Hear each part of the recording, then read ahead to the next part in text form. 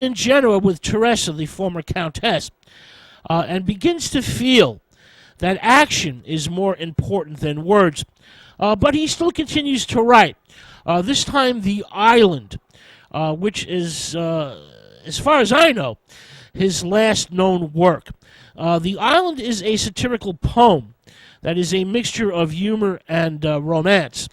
The Island is based on the mutiny on the HMS Bounty and idolizes nature at the expense of society and civilization. Byron begins to have visions of his own death in Greece. But by July 1823, he is ready to set sail. In January 1824, after various mishaps and a series of narrow escapes, Lord Byron arrives in Greece and forms the Byron Brigade. He gives large sums of money and great inspiration to the insurgent Greeks who are fighting the Ottoman Empire for independence. But Byron is dismayed at the Greek fighters' chaotic lack of discipline.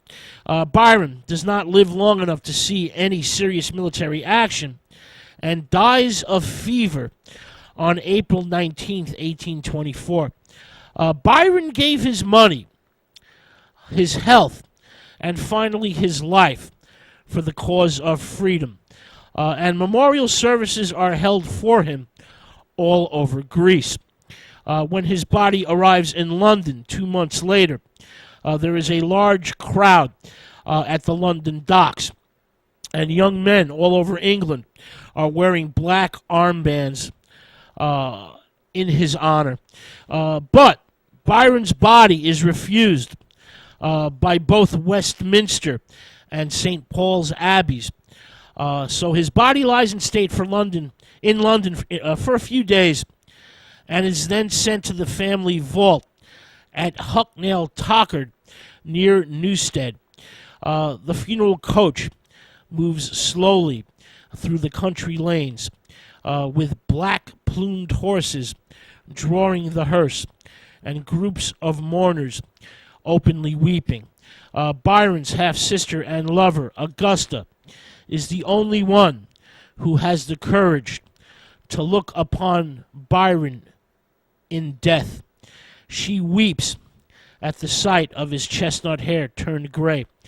Now, Lord Byron's poetry and dramatic works were often widely condemned on moral grounds, as well as often attacked by critics. But his literary work was immensely popular, not only in England, but all over Europe.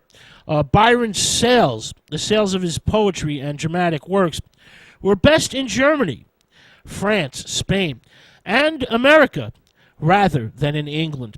His poetry and drama have had a great influence.